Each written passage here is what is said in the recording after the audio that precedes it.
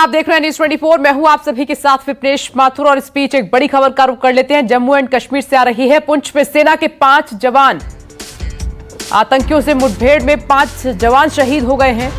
मुठभेड़ में जेसीओ समेत 5 जवान शहीद हुए हैं। लगातार जम्मू कश्मीर में आतंकियों से लोहा ले रहे हैं जवान और इस मुठभेड़ में खबर ये आई है कि हमारे 5 जवान शहीद हो गए। सूत्रों के हवाले से खबर कि एनकाउंटर के दौरान शहीद हुए हैं। श्रीनगर से आसिफ स्वाब हमारे साथ मौजूद हैं और जम्मू से पंकज हमारे साथ जुड़ गए हैं। पंकज, ये दुखद खबर है कि हमारे 5 जवान शहीद हो गए हैं मुठभेड़ में।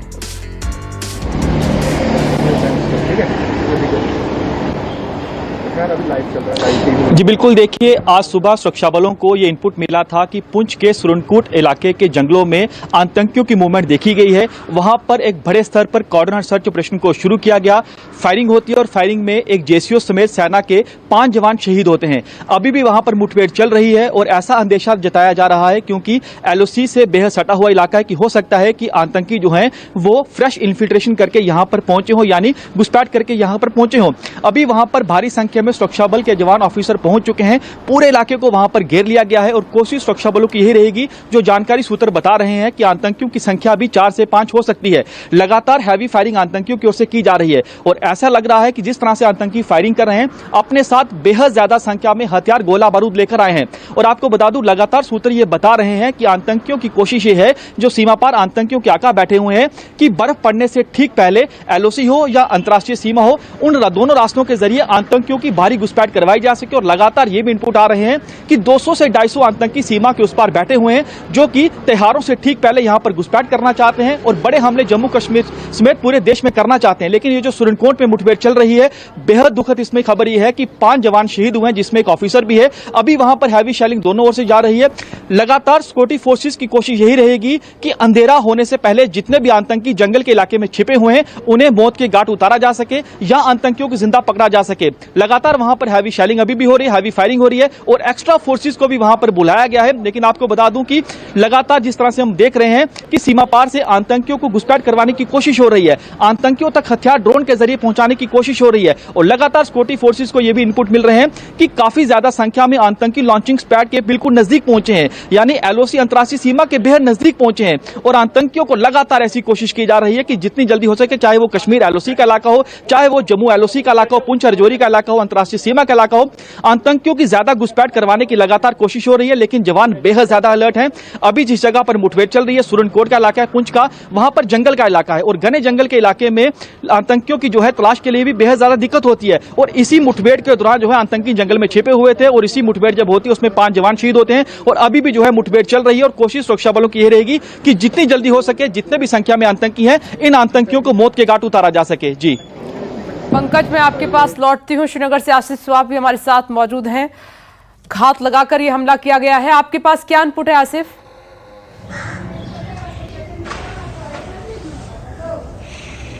देखिए, जो सूत्रों से हमें जानकारी मिली है उसके अनुसार ये मिलिटेंट्स की तरफ से एक बैट एक्शन किया गया है।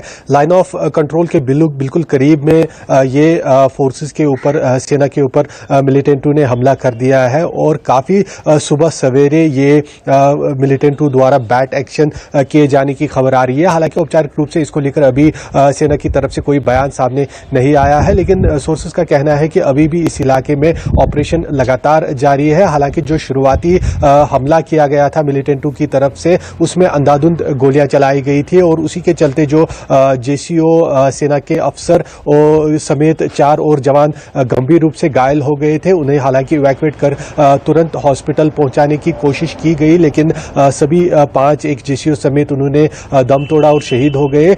लेकिन उसके बाद से जो ये मिलिटेंट्स है उनको एंगेज करने की कोशिश की गई। हालांकि अभी भी इलाके में ऑपरेशन जारी है और ये अंदाजा लगाया जा रहा है कि 4 से 5 मिलिटेंट जो है वो अभी भी नियंत्रण रेखा के इस पार के इलाके में मौजूद है इस बैट एक्शन के बाद। हालांकि जब पिछले बैट एक्शंस पर अगर नजर डालें तो उसमें देखा जाता था कि इस तरह की एक्शन करने के बाद मिलिटेंट तुरंत वापस पाक कब्जे वाले कश्मीर की तरफ भागते थे। और ये जो नियंत्रण रेखा का इलाका है, छंबर फॉरेस्ट इसे कहा जाता है, ये बिल्कुल नियंत्रण रेखा के पास का इलाका, जंगल का इलाका है और यहाँ पर अंधेरा जब था, मतलब काफी सुबह होने से ठीक पहले इस हमले को मिलिटेंटों द्वारा अंजाम दिया गया और उस समय ये कैजुअलिटीज उठानी पड़ी। लेकिन उसके बाद फोर्सेस ने काफी बड़े इलाके को घेर रखा है और यही आशंका है कि 4 से 5 मिलिटेंट अभी भी इस इलाके में मौजूद हो सकते हैं और उन्हें ढूंढने की कवायद लगातार जारी है।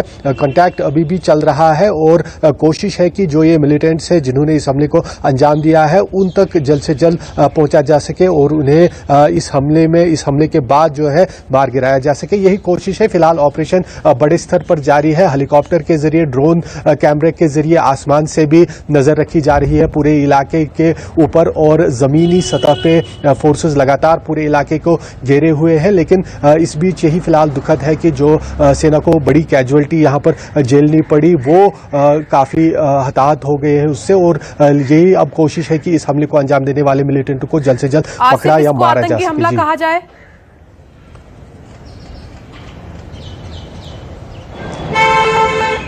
बिल्कुल, बैट एक्शन जो बॉर्डर एक्शन टीम होती है ये मिलिटेंटों की एक खास टीम होती है। खासतौर पर लश्कर तैयबा और जैश ए मोहम्मद इस तरह के हमलों को अंजाम देते हैं और ये heavily armed, heavily trend militants होते हैं, कमांडो टाइप के मिलिटेंट्स होते हैं और उन्हें जो है इस तरह के फॉरवर्ड इलाकों में ये एक्शन करने के लिए आमतौर पर तैयार किया जाता है और इन्हीं मिलिटेंटों द्वारा बताया जा रहा है कि ये बैट एक्शन हुआ है और ये जो मिलिटेंट्स है काफी भारी हथियार लेके आए थे तो सीधा सीधा हमला है सेना के ऊपर। लेकिन ये भी कहा जा रहा है कि इन्होंने नियंत्रण रेखा का कुछ इलाका पार किया था, ये हमारी तरफ घुसने में कामयाब हो गए थे और तब ये गात लगाकर बैठे थे और जैसे ही भारतीय सेना की टीम इनके रडार में, इनके रेंज में आ गई तो इन्होंने इस हमले को अंजाम दिया। हालांकि भारतीय सेना ने भी यहां से रिटाइलेशन किया है। रिटाइलेशन लगातार अभी भी जारी है और ये देखा जा रहा है कि जो पिछले बैट एक्शंस को अगर देखा जाए तो इस तरह की बैट एक्शंस को पूरा सपोर्ट होता है पाकिस्तानी सेना का, जो उन्हें पूरा बैकअप देती है, चाहे उन्हें इस भारत के इलाके में वहां पर इन्फिल्ट्रेट कराने में या उन्हें रूट समझाने में या दूसरी तरह की जो सहायता देने में भरपूर साथ रहता है। इस हमले को लेकर अभी तक जो पूरी जानकारी सामने नहीं आई है, लेकिन फिलहाल कोशिश यही है कि ऑन द स्पॉट जो इस हमले को, बड़े हमले को अंजाम दिया गया है मिलिटेंट्स द्वारा, उन मिलिटेंट को जल्द से जल्द अपने अंजाम तक पहुंचाया जा सके। फिलहाल सारा कंसंट्रेशन उसी पर है और यही कारण है कि एक बड़े स्तर के बड़े इलाके को घेरा गया है। हालांकि मौसम भी आज खराब था थोड़ा, इस वजह से शायद हो सकता है कि ये मिलिटेंट कामयाब हो गए हो अपने एक्शन को अंजाम देने में, क्योंकि सुबह धुंध भी रही, बारिश हो रही थी, जंगल का इलाका है और घना इलाका होने के कारण यहां पर मौसम का ज्यादा प्रभाव रहता है। जब मौसम खराब रहता है तो शायद उसी का फायदा उठाते हुए उन्होंने इस तरह से यह हमला किया। लेकिन उसके बाद से भारतीय सेना ने पूरे इलाके को घेर रखा है, जमीन पर भी फोर्सेस तैनात है, वहां पर पूरे ऑपरेशन को अंजाम दे रहे हैं, तो वही आसमान से भी लगातार नजर रखी जा रही है। कोशिश यही है कि पास ये पुंछ का सुरानकोट इलाका है जहां पर एनकाउंटर का दौर लगातार जारी है, घात लगाकर ये हमला किया गया है और दुख की बात यह है कि हमारे 5 जवान शहीद हो गए हैं। ये खबर अब तक आई है लेकिन आधिकारिक पुष्टि अभी तक नहीं हुई, जिसका इंतजार हम कर रहे हैं। और इस बीच हमारे साथ group captain retired UK Devnath sir भी मौजूद हैं। देवनाथ सर, आतंकियों का खात्मा कर रही थी हमारी सेना, हमारे जवान, लेकिन दुख भरी खबर ये आई है, अभी आधिकारिक पुष्टि नहीं है लेकिन 5 जवान हमारे शहीद हो गए हैं इसमें। जी, ये बहुत ही आश्चर्य का समाचार है, क्योंकि मैं सोच रहा था कि पाकिस्तान शायद अपनी इन करतूतों से आस्ते आस्ते बाज आने वाला है। हमारी सरकार, हमारे देश, हमारे डिप्लोमेट्स ने इस साल के शुरुआत से ही बहुत कोशिश की कि पाकिस्तान के साथ एक clear, well defined cease fire declare किया जाए। मुद्दा बहुत ही साफ है। हम पाकिस्तान को और विश्व कम्युनिटी को दिखाना चाहते हैं कि भारत पाकिस्तान को तंग नहीं करना चाहता। हम किसी भी तरह से सीमा पर उनके ऊपर कोई छोटा या बड़ा हमला नहीं करना चाहते। इस सीज फायर डिक्लेरेशन के बाद हमने ये उम्मीद की थी कि पाकिस्तान अपनी तरफ से कुछ इंसानियत दिखाएगा और एज ए सिविलाइज्ड नेशन अपनी चालबाजियों से बाज आएगा। लेकिन बहुत दुख की बात है, आज के इस घटना ने साबित कर दिया है पाकिस्तान का कोई इलाज नहीं है। शायद हमें एक और बालाकोट 2 करना पड़े। अभी त्योहारों का मौसम आ रहा है, पूरे देश में हर्ष और उल्लास का मौसम है। ऐसे समय में पाकिस्तान आईएसआई तथा उनके गुर्गों द्वारा, स्लीपर सेल्स द्वारा ऐसा घटिया वारदात करना इस चीज को इंगित करता है कि पाकिस्तान तथा उसके जो ये शरारती तत्व हैं वह चाहते नहीं हैं कि भारत में अमन हो, चैन हो। शायद जेएनके पुलिस, हमारी पैरामिलिट्री फोर्सेस और हमारी आर्मी को अब एक बहुत क्लियर इंस्ट्रक्शन मिलना चाहिए। इंटेलिजेंस एजेंसीज की मदद से इनको ढूंढो, इनको घर में घुसकर मारो। बहुत जरूरी कार्रवाई है। अब हमें दुनिया के कुछ देशों जैसे इजराइल से सबक लेना पड़ेगा। अब तक हम सिर्फ बैठे रहते हैं कि ये कुछ करें तो हम इनको पकड़ें। अब हमें इससे आगे बढ़ना पड़ेगा। ये कुछ करें उससे पहले ही हमें इनको पकड़ना है, इनको नष्ट करना है, मौत के घाट उठाना है। लेकिन सर, अभी तक हमने इनके मंसूबों को कामयाब सेना ने नहीं होने दिया है। एक लिस्ट आपको याद होगी कि पुलिस की तरफ से जारी की गई थी, जिसमें टॉप जो 100 आतंकी थे उनके नाम थे। उनका खात्मा लगातार जारी है, चाहे वो ड्रोन के जरिए साजिश रची जा रही हो, आसमान के जरिए या जमीन के जरिए। जी हाँ, मैं सुरक्षा बलों को धन्यवाद जनाना चाहता हूं। अब तक पिछले कुछ वर्षों में और खास तौर से पिछले 1 साल में वो इन शरारती तत्वों को, टेररिस्ट को, इन दगाबाजों को नष्ट करने में हाईली कामयाब रहे हैं। इंटेलिजेंस एजेंसीज समय समय पर इन टेररिस्ट की एक लिस्ट बनाती है। वो किस घटक के लीडर हैं ये हमें पता है। उनका जनरल एरिया ऑफ ऑपरेशंस हमारी इंटेलिजेंस एजेंसीज को पता है। हमारे ग्राउंड लेवल इंटेलिजेंस बहुत ही पुख्ता है। सिर्फ जो चीज हमें होल्ड बैक करती है वो ये है कि हम एक बहुत सिविलाइज्ड नेशन हैं। हम अपनी तरफ से पूरी कोशिश करते हैं कि हमारे अटैक के दौरान कोई भी कोलेटरल डैमेज ना हो। कई बार ऐसा हुआ है कि जम्मू कश्मीर पुलिस ने, हमारी आर्मी ने और सीआरपीएफ ने घेराबंदी में उनको 2 दिन तक घेर के रखा, लेकिन क्योंकि उस वक्त जोरदार हमला करने पर, हैवी वेपन्स के इस्तेमाल करने पर आसपास सिविलियन कैजुअलिटीज हो सकती थी, इसलिए बीइंग बहुत ही भद्र और सिविलाइज्ड और नेक फौज होने की वजह से हमने हैवी वेपन्स का इस्तेमाल नहीं किया। इससे उन टेररिस्ट को जंगल में रात को भाग जाने का मौका मिला।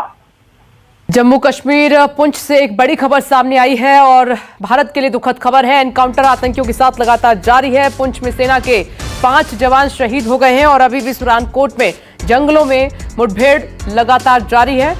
और मेरे सहयोगी पंकज भी लगातार हमारे साथ बने हुए। पंकज, कुछ और अपडेट मिला? कब तक सेना की तरफ से आधिकारिक पुष्टि हो जाएगी?